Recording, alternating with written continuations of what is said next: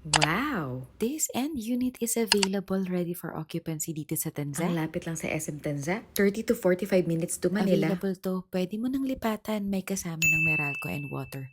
126 square meters po ang lote nito. May tiles and fence na pong included. Kompleto na yan guys, lilipatan mo na lang. Ang laki ng lote nito, yung likod niya guys na service area, marami ka pang pwedeng ilagay dyan, like dirty kitchen and your laundry area. Pag akyat sa taas, you have your 3 bedrooms guys. Malawak pa ang hallway nito.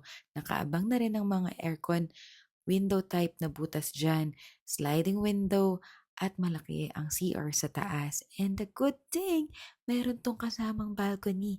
Glass door na rin po ang inyong pintuan going to your balcony.